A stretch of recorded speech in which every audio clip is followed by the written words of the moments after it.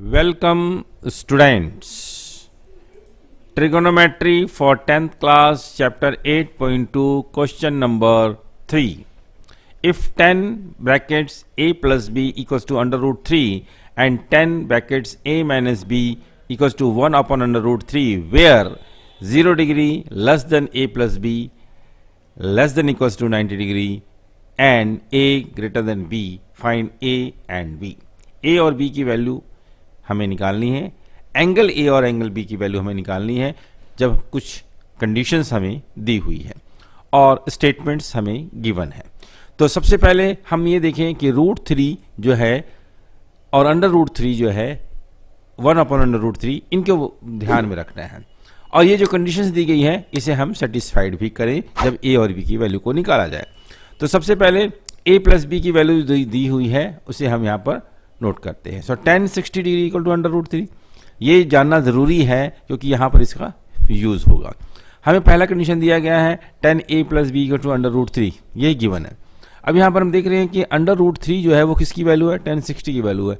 तो क्यों ना इसकी वैल्यू को यहाँ पर पुट कर दिया जाए जिससे हमें a और प्लस b की वैल्यू निकाली जा सके।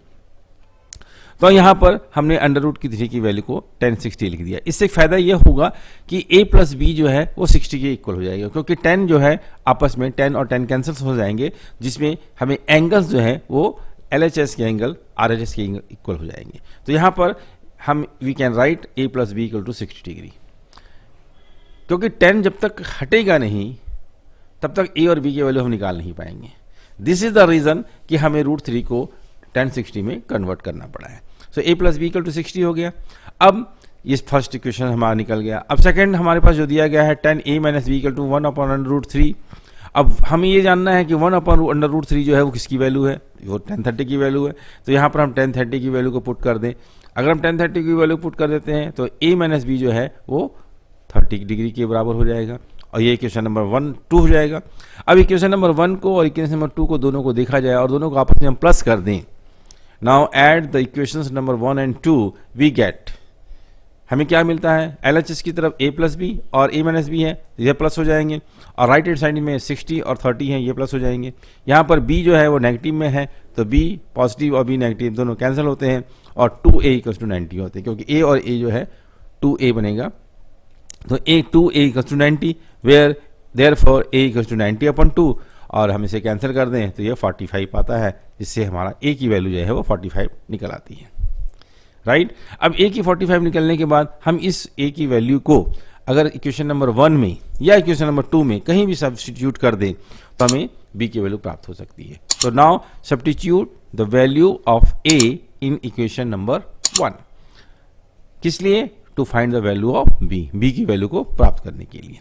राइट, सो अब यहाँ पर हमने a plus b equal to 60, a की वैल्यू हमें दी हुई है 45 या निकाल ली है हमने, plus b equal to 60, then b equal to 60 minus 45 जो है वो इक्वल के राइट साइड में चला जाएगा तो वो माइनस का साइन हो जाएगा तो b इक्वल टू हमें 15 मिल गया। तो हमें क्या हुआ कि therefore a equal to 45 and b equal to 15 हमें प्राप्त हुआ। अब यहाँ पर हम देख रहे हैं कि हमें कंडीशन क्या दिया गया था, a ग्रेटर देन b। अब बिजली a ग्रेटर हो रहा है, a 45 है b 15 है, ये सेटिस्फाइड हो रहा है। दूसरा कंडीशन a प्लस b यानी कि दोनों को जोड़ दिया जाए, दैट इज 60, वो 0 से बड़ा है, यस बड़ा है, और 90 से छोटा है, यस छोटा है। तो दोनों कंडीशन जो आपके सम में दिए गए थे वो सेटिस्फाइड भी हो रहे हैं और a और b की वैल्यू भी निकल रही है। सो इस प्रकार से इस सम्स में हमने a की वैल्यू 45 और b की वैल्यू 15 जो है वो निकाल ली है and this is our answer.